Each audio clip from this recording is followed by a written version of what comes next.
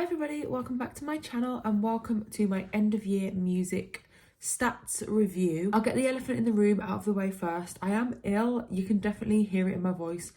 I'm not feeling so hot, but I really wanted to get this video filmed and get it out, otherwise I just won't have the time. So I'm genuinely very sorry that my voice sounds kind of unbearable. Please try and ignore it, hopefully it will get better. I did do a 6-month music stats update back in June, so if you haven't seen that, go and check that out. But now the end of the year is upon us and it's time to have a little look at the music that I've been listening to this year. I love doing this video so much because you literally cannot hide from your music statistics. I'm an Apple Music user and all year round they let you have a look at your statistics, but I haven't had a look at them since back in June because I wanted this video to be a surprise. Before we get started, please do comment down below what your most listened to artist is this year because I really find it so interesting. I love seeing people's Spotify Wrapped, Apple Music stats. Even if I don't know them, I just very much form an opinion on them based on their music stats. And to be honest, I'm pretty sure I have the best music taste ever. But the categories I have to talk about are my most listened to artist, most listened to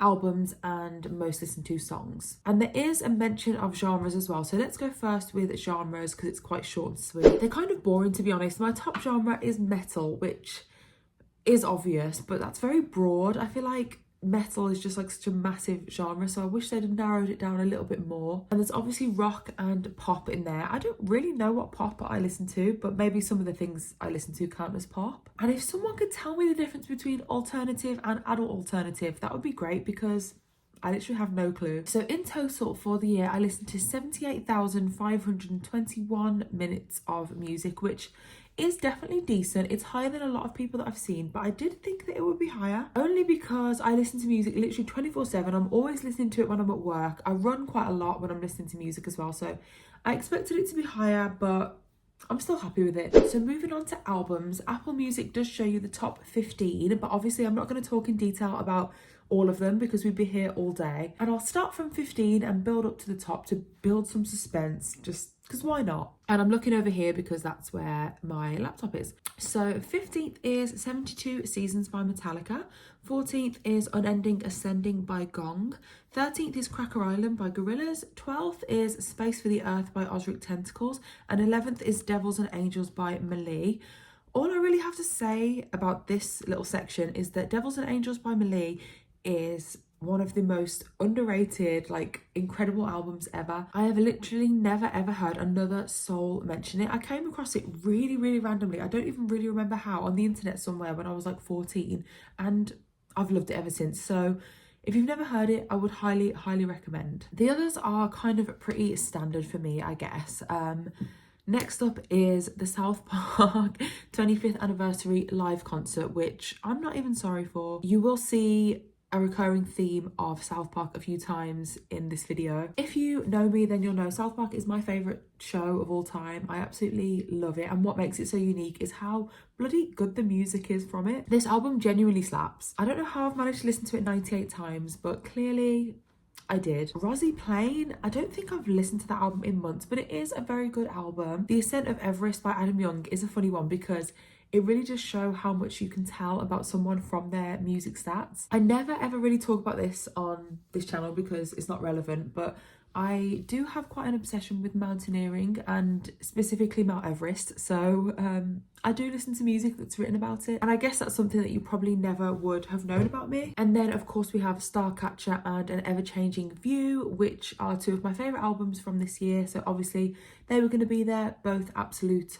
masterpieces. And then the top 5, so these are all albums I really love. In fact, all 5 of these albums were included in my top 10 albums for the year video, which go and check that out if you haven't already. I knew Eve's Tumor and Our City would be my top 2 because I've been absolutely obsessed with both of those albums for pretty much the whole year, actually. And I really love how all of my top 5 albums of the year are albums that actually came out this year, so they're new music, and it just shows that new music is still interesting and cool to me because I guess I went through a stage where I was only listening to like old prog or old kind of rock or metal, and it's nice to see that there is a lot of great new stuff out there. So yeah, those are all great albums. And let's move on to songs. In 15th place we have Sacred the Thread by Greta Van Fleet, which has been my favourite Greta Van Fleet song of the year. 14th place, we've got Hello Sunshine by the Hoosiers. 13th place is Goodnight Alt-Right by Stray from the Path. 12th is Opportunista by Calvin Louise, which is absolutely one of the best songs that's been released this year. I could not implore you enough to go and listen to Calvin Louise, guys. They are incredible, and they just released an EP, which is insane. Then 11th is The Game by Starbenders. So these are all very standard for me, nothing too crazy. Same with the next lot. It's funny for me to see Blame Canada at 5th, even though it is actually genuinely a very good song. As I said, South Park will be a little bit of a theme here, but honestly, Blame Canada is unironically a very well written song. And even though it was actually written like back in 1999, it's still very impactful. That last line, "we must blame them and cause a fuss before somebody thinks of blaming us," is literally still genius. And honestly, genuinely unironically, Trey Parker and Matt Stone can write a very good song. Running Out of Time by Paramore has been actually such an anthem for me this year. I've loved it so much. It's such a bop. And my top 5 songs kind of sum me up, I think. Kelly Time by Owl City was released right at the start of the year, and it was the first Owl City song that we'd had in like 5 years. So I was obsessed with it and had it on repeat for quite a long time. Lost in Space by Amy Mann is my favourite discovery of the whole year. I found Amy in, I think it was July, and I cannot believe I'd never heard of her before. But I got to have the most amazing experience listening to her incredible discography for the first time. She's the best. I adore her so much, and my favourite song by her is Lost in Space. It's really got me through some of the tougher times I've had this year. Ripe with Decay has been my favourite Nine Inch Nails song of the year. Again, it's got me through some pretty tough times, and obviously I listen to Nine Inch Nails all year round, every year. But there's always kind of one song that sticks out for the year, and this year it has been Ripe with Decay. It's the very last song on The Fragile, which is of course my favourite album of all time, and there literally couldn't be a more perfect album closer. Like, it's just incredible. Echolalia by Yves Tumor is probably my favourite song that came out this year. It's the most addictive song I've ever heard, which is why I've listened to it 223 times.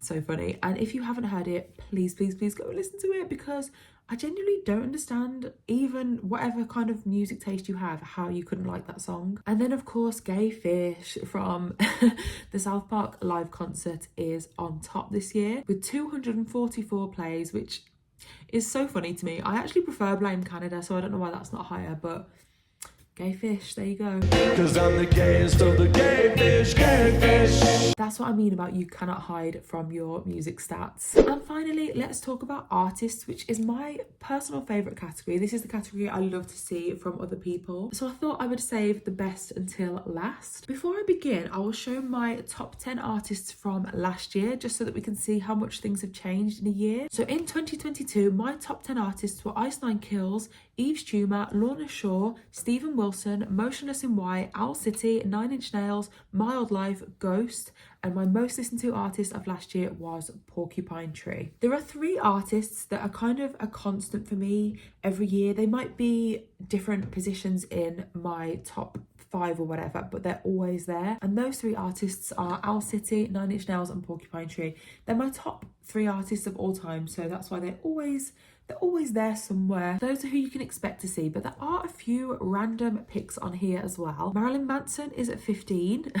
We've also got Paramore, The Hoosiers, Ghost and Mild Life. I definitely expected Ghost and Mild Life to be higher because they were like 2 and 3 last year, I think. Especially with Mild Life, actually, because they're one of my favourite bands and they did release new music this year. But if I could make a prediction for next year, I think Mild Life will be quite high because they've got a new album coming in March, which I cannot wait for. Next up is Stephen Wilson, Trey Parker, Matthew Halsall, Metallica and Greta Van Fleet, which is really making me look like I literally listen to no female artists, but I swear I actually do. I do adore Taylor Swift, so I don't know why she's not on here. To be honest, my top 5 is kind of predictable. I think Porcupine Tree have dropped down to 5th place, even though again I feel like I'm listening to them all the time. A new addition to the top 5 this year is King Gizzard and the Lizard Wizard, who I just adore with my whole entire heart. Of course, Yves Tumor has been a constant for me this year, and they were always going to be high up on this list because of the incredible album they released in March. Owl City, again, an absolute classic. And in the top spot is my all-time favourite band, the best band to ever grace this planet. Nine Inch Nails, of course. 5,973 minutes, so it's a fair bit above all the others. And a lot of those minutes I feel like will have come from me listening to Ripe with Decay or just The Fragile in general, because that song and that album it's been everything to me this year. So that is it for this video. I really hope you've enjoyed it. And as I said, let me know who your most listened to artist is this year. I do feel like I should quickly mention that obviously this is only talking about the music that I listen to on streaming services. I do listen to a fair bit of vinyl, and obviously there's no way to quantify that really, so I just leave it out of these videos, but just keep that in mind. Thank you so much for watching. Sorry for being ill, and I'll see you very soon for another video.